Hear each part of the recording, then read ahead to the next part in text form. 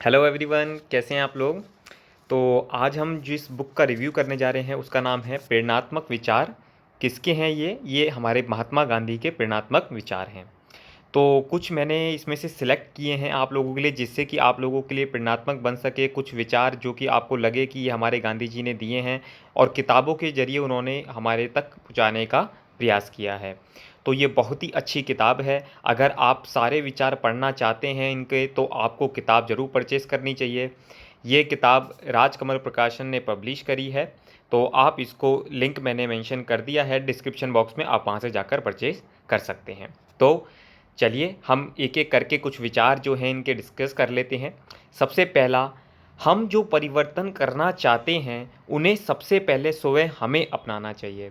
आपने सुना होगा एक कहानी भी कि जब महात्मा गांधी से किसी के कोई पास आता है और कहता है कि भाई मेरा बेटा मिठाई बहुत खाता है, तो उन्होंने कहा कि आप एक हफ्ते बाद आइएगा। तो ऐसा उन्होंने क्यों कहा? क्योंकि वो भी खुद मीठा बहुत खाते थे।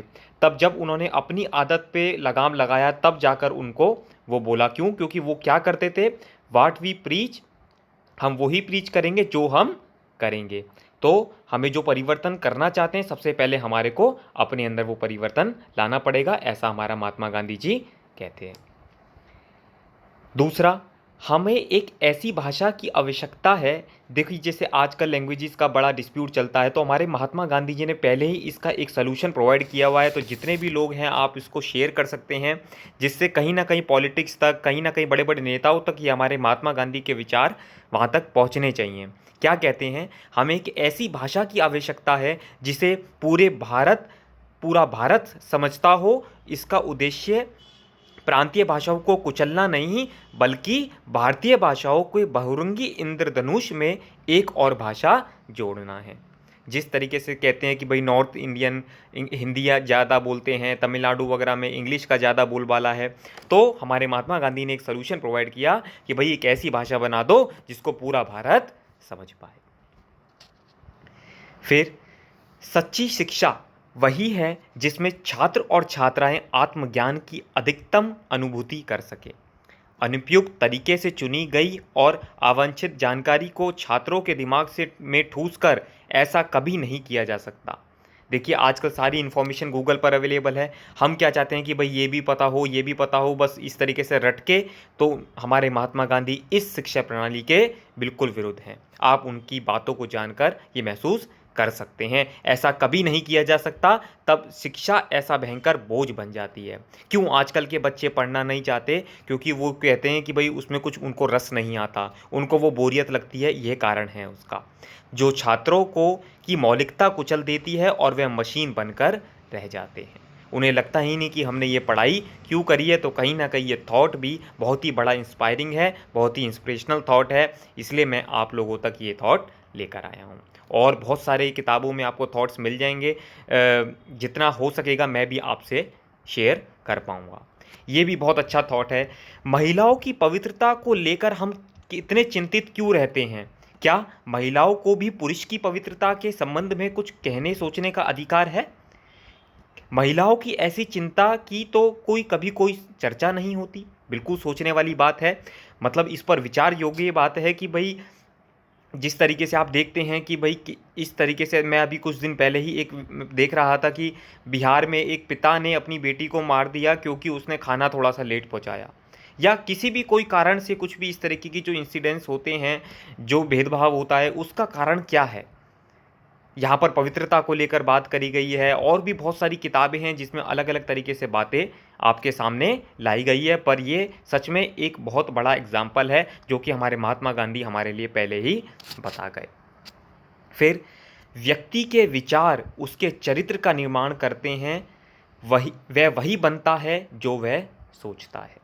जैसा कि अगर आप सोचेंगे कि आपको एक बड़ा आदमी बनना है तो आप एक बड़ा आदमी बनेंगे, बट अगर आपके अंदर कोई सोचने के, ड्रीम, सपने देखने के ही विचार नहीं आएंगे तो फिर आप वैसा नहीं बन पाएंगे।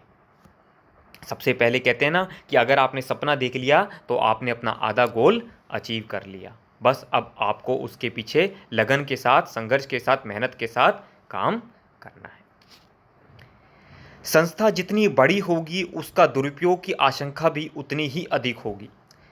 लोकतंत्र एक विशाल संस्था है और इसलिए इसका दुरुपयोग की आशंका भी अत्यधिक है, लेकिन इसका उपाय लोकतंत्र की अनदेखी करना नहीं बल्कि ऐसी किसी भी आशंका को कम से कम करना है। अगर आपको लगता है कोई भी लूज एंड है कि जो हमारी डेमोक्रेसी, जो कि हमारे लोकतंत्र को हमारे लिए कुछ ना कुछ घाटा कर सकती है या कुछ इसके लिए डिसएडवांटेज हो सकती है, तो हमारे को उस डाउट को कम से कम करना है, रिड्यूस करना है। ऐसा हमारे महात्मा गांधी लोकतंत्र के ऊपर अपना विचार व्यक्त कर रहे हैं। अहिंसा सर्वोच्च आदर्श है, यह बहादुरों के लिए है, कायरों के लिए नहीं। अहिंसा, जैसे आपको पता है कि हमारे महात्मा गांधी नॉन वायलेंस के लिए करते थे, बट उनसे भी एक बार पूछा गया कि अगर आपको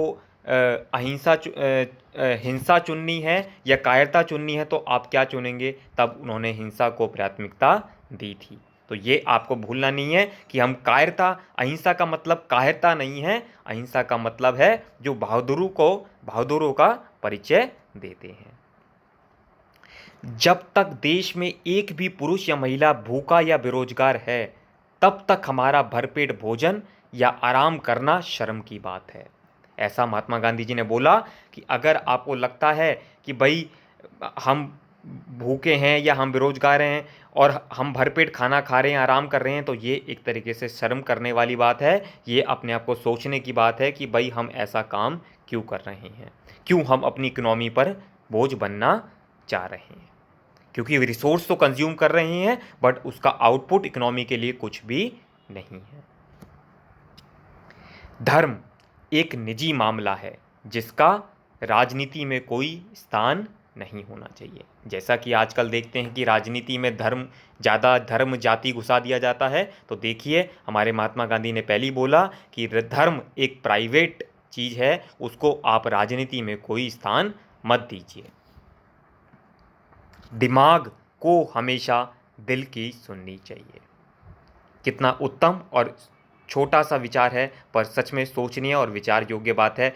मैं आशा करूंगा कि आप लोग मेंशन करें कमेंट में कौन सा विचार आपको अच्छा लगे। जो भी आपको विचार अच्छा लगे आप उसको अपने पेरेंट्स के साथ, अपने रिलेटिव के साथ, अपने फ्रेंड्स के साथ शेयर कीजिए, जिससे ये ज़्यादा से ज़्यादा लोगों तक हम ये विचार आगे पहुँचा पाएँ।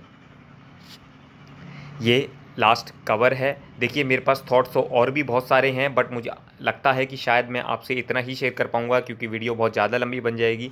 अंत में हम पढ़ लेते हैं। महात्मा गांधी की गिनती 20वीं सदी के 10 सबसे प्रभावशाली लोगों में होती है। संसार को सत्याग्रह और अहिंसा के क्रांतिकारी विचार देने के साथ ही गांधी जी ने राजनीति से धर्म तक और यौन शिक्षा से बच्चों के उचित लालन पालन जैसे विभिन्न विषयों पर अपने विचार व्यक्त किए हैं। तो अगर आप भी प्रेरणात्मक विचार पढ़िए और स्वयं उस व्यक्ति के बहुआयामी व्यक्तित्व को जानिए जिसे पूरी दुनिया महात्मा पुकारती है। तो ऐसा नहीं कि सिर्फ मैंने 4-5 थॉट्स आपसे शेयर कर लिए, बस यही काफ़ी है। इसमें बहुत सारे 100 से ज़्यादा थॉट्स हैं आपको इंस्पायर करने के लिए। जब भी कभी आपको लगे कि हमारे जीवन में परेशानियां हैं, कठिनाइयां हैं, सब कुछ ख़त्म सा लगता है, तो कृपया करके इनको पढ़िए। ये आपको मोटिवेशन देगा, ये आपको संभलने का साहस देगा। जब आपको लगता है कि हमारे साथ कोई नहीं है जीवन में, ये किताबें आपका मार्गदर्शन करती हैं, ये आपकी सबसे अच्छी दोस्त होती हैं। चलिए दोस्तों, मिलते हैं इसी के साथ फिर अगले आपके किसी बुक रिव्यू के साथ। मुझे बताइएगा अगर आप किसी बुक का रिव्यू करवाना चाहते हैं तो प्लीज़ मैं उसका ज़रूर बुक का रिव्यू लाऊंगा। तब तक के लिए गुड बाय।